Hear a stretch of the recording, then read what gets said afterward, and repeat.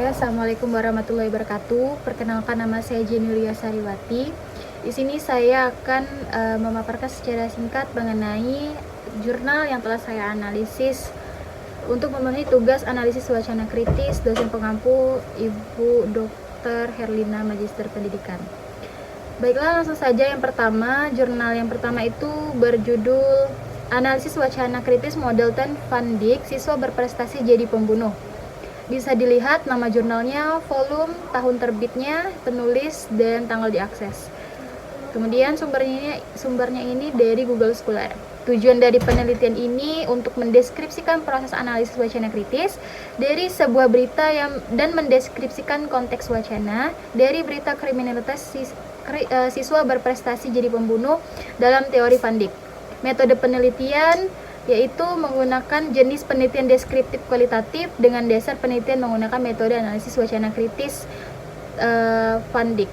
Subjek penelitian ini adalah berita kriminalitas siswa berprestasi jadi pembunuh, Koran Kompas edisi Sabtu 10 November 2012. Teori yang digunakan yaitu referensi dari Erianto, Mulyana, dan serta analisis wacana kritis dari model Van Dijk tersebut untuk memperkuat metode penelitian serta teori-teorinya. Hasil dan pembahasan. Nah, pada artikel ini membahas beberapa hal. Yang pertama, gaya penulisan dan grafis pada penulisan judulnya.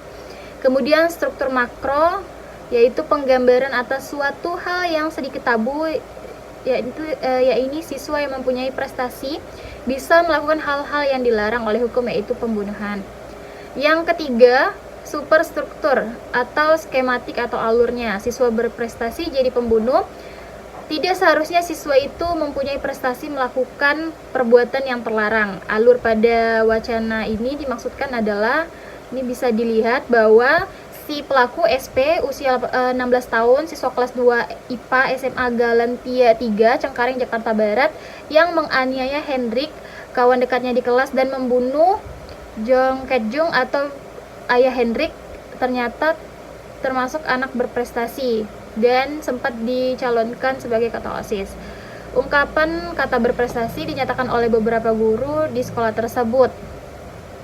Kemudian mereka mengungkapkan bahwa si pelaku SP merupakan siswa yang berprestasi, pandai dalam dunia melukis, dan juga dibuktikan dengan ia pernah menjadi kandidat OSIS.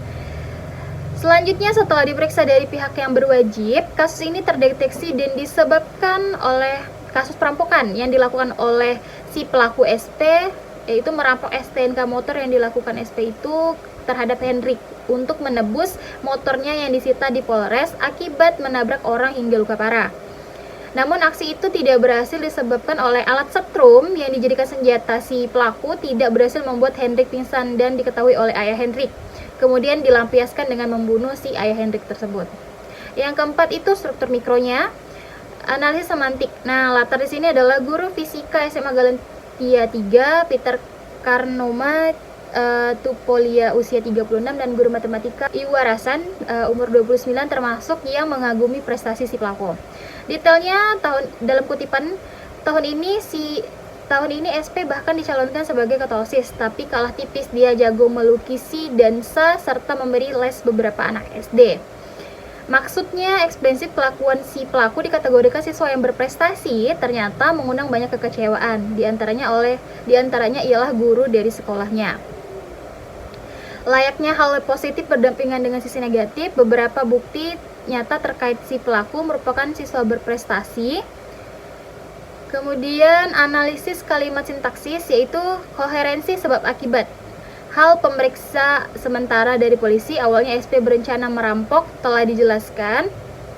Kemudian pada kalimat SP berencana merampok Hendrik, pada kalimat ini Kompas menunjukkan sosok si SP sebagai pelaku utama dengan menempatkan nama tersebut di awalan kalimat. Pemunculan pelaku utama juga terdapat pada beberapa kalimat di bawah ini, yaitu kalimat untuk menebus STNK sepeda motor, disita karena menabrak orang hingga luka parah. Semuanya diartikan bahwa si SP banyak tingkah dan menjadi pelaku utama. Kemudian analisis leksikon, yaitu makna kata. Pada kutipan semula SP hendak melancarkan aksi dengan menyentuh leher Hendrik di rumahnya. Kalimat ini menunjukkan bahwa tindakan yang dilakukan oleh SP bukan hal yang biasa, melainkan sebuah aksi kriminalitas yang mempunyai makna tabu. Kemudian pada kutipan, menurut Peter dan Iwarasan, pribadi SP memang cenderung tertutup dan temperamen. Nah, pada kalimat ini menunjukkan bahwa si SP mempunyai sifat ketidakpedulian terhadap kerapian atau suatu keanehan jiwa. Kesimpulannya, yang pertama, melalui teori analisis model Ten Van Dijk ini, sistematis dapat dengan mudah menemukan latar permasalahan dari sebuah berita melalui analisis struktur makro. Dalam analisis ini ditemukan struktur makro pada berita terkait ialah siswa yang mempunyai prestasi bisa melakukan hal yang dilarang oleh hukum, yaitu pembunuhan. 2.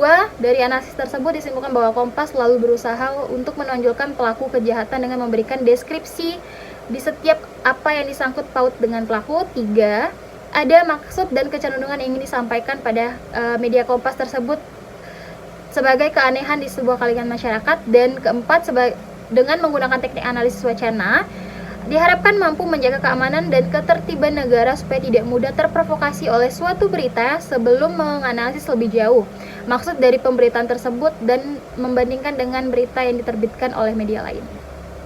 Jurnal yang kedua dengan judul Analisis Wacana Kritis Berita Online Kasus Penipuan Travel Umroh, model Ten Van Dijk juga.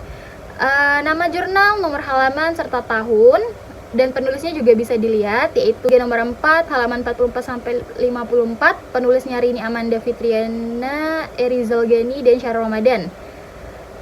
Sumbernya juga dari Google Scholar. Tujuan dari penelitian ini yaitu mendeskripsikan struktur makro dan struktur mikro pada teks wacana berita online kasus penipuan travel umroh di Indonesia. Nah, subjek pada penelitian ini yaitu media online yang banyak dibaca, yaitu kompas.com, detiknews.com, Metro TV News, dan sindo.com.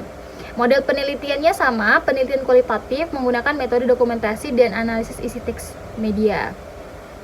Proses pendokumentasian ini diarahkan pada wacana berita online dengan tema penipuan travel umroh. Nah, teori yang digunakan ada dari Payu Yasa 2017, analisis wacana kritis, kemudian ada dari Humairo 2018, ada dari Imam 2014, kemudian ada dari Hanki, Adrus, dan Clary Lemon 2012, dan dari Van Dijk 2000 tentang critical discourse analysis. Nah, selanjutnya pada hasil penelitian ini, terdapat 5 berita yang dianalisis. Yang pertama dengan judul yang berbeda. Nah, judul yang pertama, cerita sedih tukang becak gagal umroh karena penipuan Abu Tors. Yang kedua, sejumlah ormas galang dana untuk memberangkatkan jamaah korban travel umroh. Yang ketiga, First Travel di ambang palit. Yang keempat, agen First Travel beberkas sakitnya tertipu di hadapan hakim. Dan yang kelima, kasus penipuan Abu Tors, polisi dana jamaah dipakai buat usaha lain. Berdasarkan judul berita yang di atas, menggunakan analisis Van Dijk, dan ditemukan beberapa hal berikut. Yang pertama, yaitu struktur makronya atau tema dan topiknya. Tema atau topik pada kelima berita tersebut ada kesamaan nih. Kesamaannya itu mengenai tentang kasus penipuan travel umroh. Pada berita yang pertama itu fokus pada cerita sedih si pihak jamaah. Terus berita kedua tentang terfokus pada pihak yang ingin membantu para jamaah. Yang berita ketiga itu fokus pada kondisi pihak travel. Berita keempat itu fokus pada kisah sakitnya tertipu dari pihak agen First Travel. Dan berita yang kelima itu berfokus pada ada dana yang dimiliki pihak Abu Torsnya. Kemudian ada superstruktur atau skematiknya. Setiap pemberitaan dimulai dengan judul sebagai summary. Bagian lead atau kepala menggambarkan perihal menjadi acuan dan menggiring pembaca pada wacana inti dari kerangka analisis. Berita pertama berjudul cerita sedih tukang becak gagal umroh karena penipuan. Berita kedua, jumlah ormas galang dana untuk berangkat jamaah korban travel. Berita ketiga, First Travel di ambang palit. Berita keempat, agen First Travel beberkan sakitnya tertipu di hadapan hakim. Dan kelima, kasus penipuan Abu Tors, dana jamaah dipakai buat usaha lain. Selanjutnya struktur mikro, yaitu semantik, latar, detail, maksud, dan peranggapan. Nah, meskipun ini memiliki kesamaan, ada keterkaitan pada kasus penipuan travel umroh, tetapi setiap berita memiliki gambaran tersendiri mengenai latar pada masing-masing berita. Begitu pula dengan detail, maksud, dan anggapan di setiap berita akan berbeda-beda. Nah, struktur mikro dari sintak, bentuk kalimat, koherensi, kata ganti. Pada kelima berita ini ditemukan bentuk-bentuk kalimat yang deduktif, yaitu penyampaian inti pembahasan terlebih dahulu, lalu ini terlihat dari penyampaian hal umum sesuai dengan judul berita terlebih dahulu dan dilanjutkan dengan beberapa kalimat penjelas yang mendukung penyampaian di awal. Koherensi berupa perulangan ditemukan pada beberapa berita. Kata ganti yang paling sering ditemukan adalah kata kita dan kata kami. Struktur mikro, stilistik, leksikon. Pada pilihan kata ditemukan pada keempat berita, sedangkan pada berita keempat tidak ditemukan penggunaan pilihan kata. Hal tersebut karena pihak penulis langsung atau secara gamblang menyampaikan berita dengan kata yang sederhana dan mudah dipahami. Kemudian struktur mikronya, retoris, grafis, metafora, dan ekspresi. Pada kelima berita ini ditemukan seluruhnya menggunakan grafis berupa penyampaian data-data terkait dengan kasus penipuan travel umroh. Data-data ini berupa jumlah kerugian dan jumlah jemaah yang gagal berangkat. Kemudian ditemukan pula penggunaan metafora di dalam berita-berita tersebut, tetapi tidak ditemukan unsur ekspresinya. Nah, kesimpulannya adalah AWK ini menggunakan metode Van Dijk terhadap 5 berita yang diambil dari dua media online, yaitu Kompas.com dan Detik News. Mengenai kasus penipuan travel umroh telah dilakukan. Nah, analisis dilakukan terhadap unsur teks yang terbagi atas struktur makro dan struktur mikro. Nah, berdasarkan analisis yang telah dilakukan, ditemukan kelima wacana memenuhi sebagian besar unsur makro dan mikro. Unsur yang tidak ditemukan adalah unsur mikro, retoris, elemen ekspresi. Nah, sekian dari ulasan yang telah saya lakukan dari dua jurnal yang saya pilih. Kurang dan lebihnya saya mohon maaf. Saya ucapkan terima kasih. Assalamualaikum warahmatullahi wabarakatuh.